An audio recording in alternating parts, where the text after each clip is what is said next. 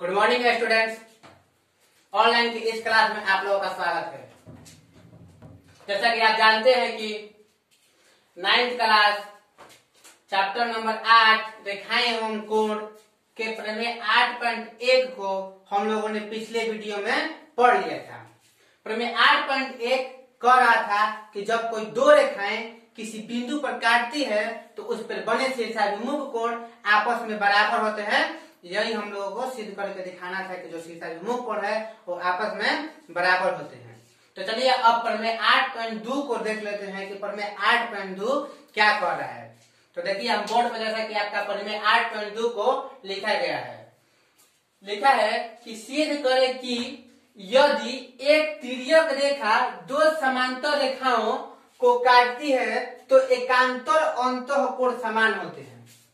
कह रहा है कि जब कोई एक तिर्यक रेखा दो समांतर रेखाओं को काटती है तो उसमें जो एक अंतः एकांतर कोण बनते हैं, अंतः एकांतर कोण या एकांतर अंतःकोण वो आपस में समान होते हैं। इसका मतलब हम लोगों को एकांतर अंतःकोण को बराबर साबित करके दिखाना है। तो देखिए जैसे कि जो प्रश्न में कह रहा है कि एक तिर्यक रेखा दो समांतर रेखाओं को काटती है, तो देखिए हम दो समांतर रेखाएं लेते हैं एवं उसको एक तिर्यक रेखा से कटाएंगे।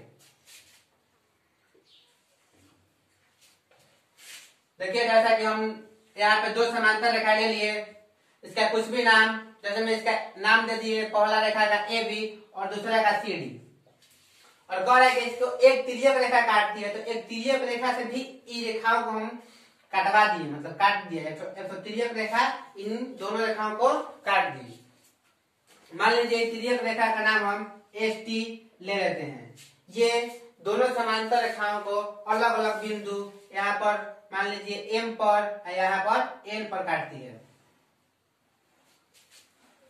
देखिए जैसा आपको प्रश्न में जैसा कहा गया है उसी तरह का हम यहाँ पे फिगर बना लिए हैं। कह रहा है कि एक तिर्यक रेखा दो समांतर रेखाओं को काटती है। तो देखिए एक तिर्यक रेखा ले लिए एस टी, ये दो समांतर रेखाओं को काट रहा है यहाँ पे ए बी एवं सी डी को एम एवं एन बिंदुओं पर, ठीक है। तो चलिए इसको अब हम हल करते हैं। ये प्रमेय को हल करने का हम लोग पहला काम यही करते हैं कि इसमें फिगर बनाते हैं। तो चलिए हम फिगर बना लिए हैं। फिगर बनाने के बाद सोल्यूशन लिखने के बाद हम लोग लिखते हैं कि दिया है। तो देखिए अब हम लोग लिख रहे हैं क्या दिया है। मैं जैसा कि प्रश्न में कह रहा है वैसा ही हम लोग लिख देते हैं। तो देखिए लिख रहे हैं हम कि ए बी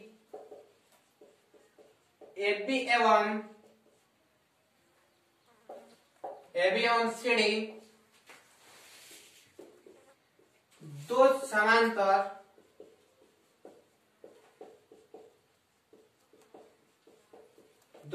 रेखाएं हैं जिनको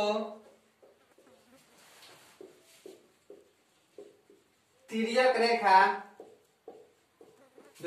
है एस टी क्रमशः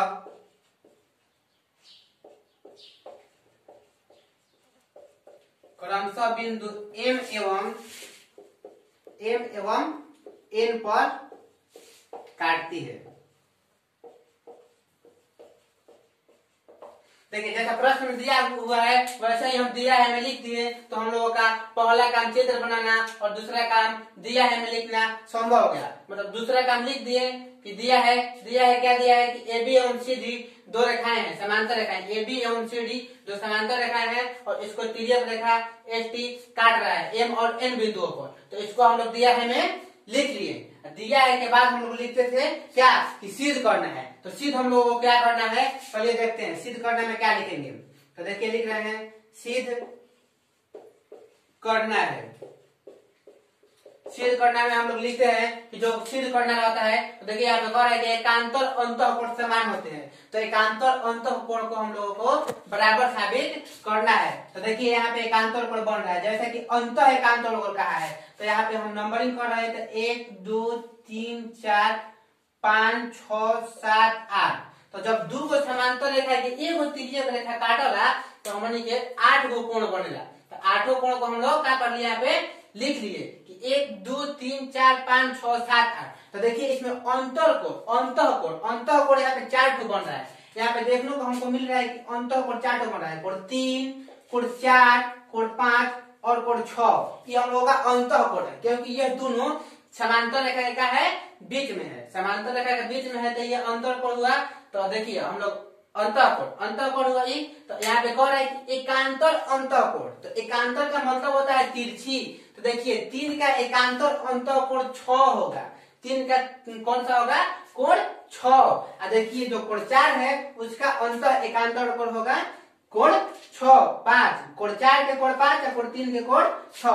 देखिए यहाँ पे डबल टिक कर दिए। तो डबल टिक वाला 4 और 5 एकांतर कोण होगा और 3 और 6 एकांतर कोण होगा। तो इसी को हम लोग बराबर सिद्ध करना है। तो सिद्ध करना है हमें यही लिखेंगे। तो देखिए यहाँ पे लिख रहे हैं कि कोण 3 बराबर सिद्ध करना है किसके, कोण 6 के। तथा डबल ले लो ना, कोण 4 बराबर सिद्ध करना है किसका, कोण 5 के।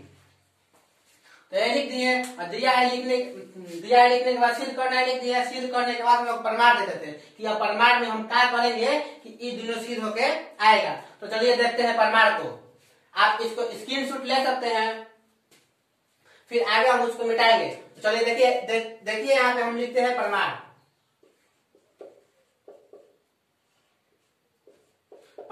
प्रमाण में हम अपने से जो कुछ भी करते हैं उसको हम लिख लेते हैं। तो देखिए प्रमाण में हम लिख रहे हैं यहाँ से कि देखिए हम लोग संगत कोण से पहले कोण 3 को और कोण 7 को बराबर कर ले रहे हैं। तो देखिए संगत कोण से लिख दिया यहाँ पे, संगत कोण से। चूंकि आप जानते हैं कि जब एक तिर्यक रेखा दो समांतर रेखा को काटती है तो उसमें बने संगत कोण आपस में बराबर होते हैं। तो देखिए संगत कोण से लिख दिए कोण 3। तो कोण 3 संगत होगा किसके, कोण 7 के, क्योंकि ये भी AB के नीचे है, मतलब जो पहला रेखा है उसके नीचे है और तिर्यक रेखा के बाईं तरफ भी है। तो ये भी मतलब जो कोण 7 है वो CD रेखा के नीचे है और इसके बाईं तरफ भी है। तो ये दोनों आपस में संगत कोण होंगे और संगत कोण से हम लोगों का ये बराबर भी होता है। तो कोण 3 बराबर कोण 7 लिख लिए। इसको समीकरण 1 हम मान लेते हैं, माना। तथा अब देखिए हम लोग शीर्षाभिमुख कोण से लिख रहे हैं। देखिए यहाँ पे जगह नहीं है इसलिए हम इसको मिटा करके आगे लिख रहे हैं, ऊपर लिख रहे हैं।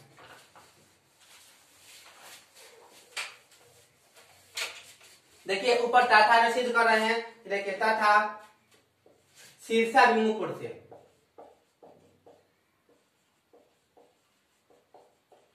शीर्षाभिमुख कोण से। तो देखिए कोण 7 जो कोण 7 दिए हैं बाद में, तो कोण 7 के शीर्षाभिमुख कोण हम लेंगे कि कोण 7 का शीर्षाभिमुख कोण कौन है। तो देखिए यहाँ पे कोण 7 का शीर्षाभिमुख कोण 6 है। तो कोण 7 शीर्षाभिमुख होगा किसके, कोण 6 के। तो देखिए पहले यहाँ पे हम ले रहे हैं कोण 6 बराबर में कोण 7। देखिए शीर्षाभिमुख कोण से कोण 6 और कोण 7 आपस में बराबर हो जाएगा। शीर्षाभिमुख कोण कहता है कि जब कोई दो रेखाएं एक दूसरे को किसी बिंदु पर काटती है तो उसका समूह कोण बराबर होते हैं, ये शीर्षाभिमुख कोण से। तो देखिए यहाँ पे जो ST है एक तो उसको रेखा मान लेते हैं और CD को भी एक रेखा मान लेते हैं। तो ये N बिंदु पर एक दूसरे को काट रही है। तो यहाँ पे देखिए समूह कोण बन रहा है 6 7। तो 6 7 शीर्षाभिमुख कोण बन रहा है। तो शीर्षाभिमुख कोण ये आपस में बराबर होंगे एवं 5 8 भी बराबर होगा। लेकिन हम इसको 6 7 का जरूरत है तो 6 बराबर 7 लिख दिए। इसको समीकरण 2 मान लेते हैं। समीकरण 2। अब देखिए हम लोगों का मतलब पूरा काम हो गया है। अब दिखने लगा कि हम लोगों का कोण 3 और कोण 7 देखिए आराम से सिद्ध हो जाएगा। तो देखिए समीकरण 1 एवं समीकरण 2 में देखने से यह पता चलता है कि इसका जो RHS है, RHS आपस में क्या है, बराबर है। देखिए कोण समीकरण 1 के बराबर के इस साइड मतलब RHS में कोण 7 है तो समीकरण 2 के RHS में भी कोण 7 है। तो कोण 7 आपस में बराबर है तो हम लोग LHS को भी आपस में क्या कर लेंगे, बराबर कर लेंगे। जब भी दो समीकरण में उसका RHS बराबर होता है तो उसके LHS को हम आपस में बराबर कर लेते हैं। तो देखिए हम यहाँ पे इसको हम बराबर कर लेते हैं। तो कोण 3 बराबर में कोण 6 हो जाएगा समीकरण 1 एवं 2 से लिखने पर। सॉरी रुकिए, समीकरण 1 एवं 2 को लिखना पड़ेगा यहाँ पे।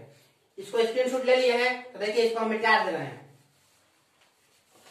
यहाँ पे अब लिखेंगे समीकरण 1 एवं समीकरण 2 से।